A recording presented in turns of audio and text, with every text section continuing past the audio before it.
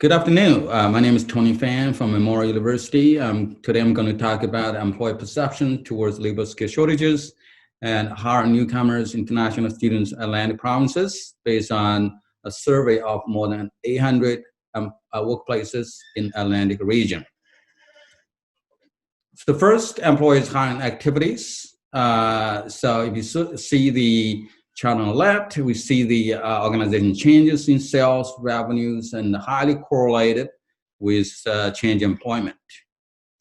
PEI and Nova Scotia are leading the way in reporting increased employment in the last 2 years at 49% and 45% respectively, while in the same time only 9%, 11% reported decrease in employment. The employment outlook in the next 3 years remains similar. Of course, this is all before the outbreak of the pandemic. Given the record economic growth in the last few years in the region, it's not surprising many employers reported hiring difficulties. Again, New Brunswick and PEI are leading the way in reporting such shortages at 59%. And 58%. And Newfoundland was ranked at bottom at 43%. The most common occupations that experience labor skill shortages are technical trade at about 34%, and production workers with no trade certification at 30%. The main reasons behind hiring difficulties including the following: too few applications, 27%, lack of necessary experience, 21%, lack of necessary skills, 20%. So given the aging population and skill labor shortages in the region, it's conceivable that immigrants and international students might be ideal candidates to fill such shortages. In fact, 60% employers have received applications from newcomers, international students. 53% of them actually hire them. Among those employers that hired newcomers, international students, 87% reported positive experience, overwhelmingly majority. So the reason behind the positive experience are the strong hard skills and the strong work ethic and reliability of immigrant workers. The barriers that may prevent some of the employers from hiring newcomers are language barriers, lack of understanding Canadian business culture and practices, and also worker stability. As a result, some employers reported some areas for improvement, including further utilization of new hiring tools, such as online recruitment and job registry that may actually attract more immigrant applicants. The major stakeholder need also to provide social connections, more training opportunities in order to keep immigrant workers in the region. According to the survey, the most important reasons that for which immigrant employees leave organization are the following: moving away, 33%, taking another job, 25%, going back to school, 10%. So one of the important factors that may influence the hiring effectiveness of employers is the immigration policy and program, especially the most recent innovative programs such as the PMP and AIPP. So for the three categories of employers in this chart, C1, the employers who have never hired immigrants in the past reported lack of knowledge of such immigration program at 60%.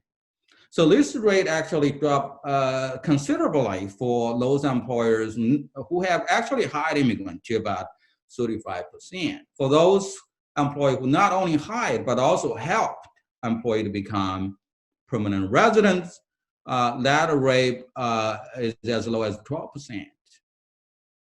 So a number of important policy implications can be derived from the survey analysis. First of all, we need to provide comprehensive and transparent immigration information to both employers and also immigrant job candidates. We also need to build better infrastructure, advanced information technology to disseminate and communicate policy implications to employers, especially the small, medium-sized employers in the rural area, where the labor skill shortages and demographic deficits are most severe. And we also, of course, need to provide timely and adequate labor market information and networking opportunity for newcomers and international students, and improve job-specific language training and the bridge programs. Some employers also suggest cross-cultural training to be provided to both immigrants and employers. Of course, all major stakeholders, including settlement agencies, governments, and educational institutions, need to provide more work and family support to immigrants, including spouse employment, affordable childcare, housing, education, and accessible public transportation. All the services are much needed to enhance long-term integration and retention of newcomers in the region. And further, we also mentioned that we need more concerted efforts, from all the major stakeholders, in order to improve the hiring practices and also accommodate the needs of immigrant employees.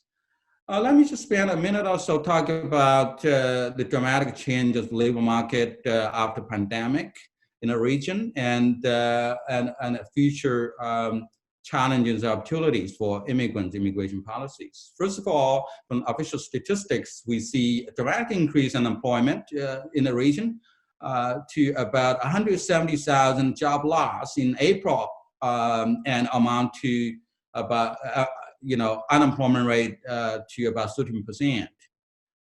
Those industries that traditionally high, many recent immigrants also are hit hard, including retail sale and food, travel, accommodation, manufacturing, construction, and financial services.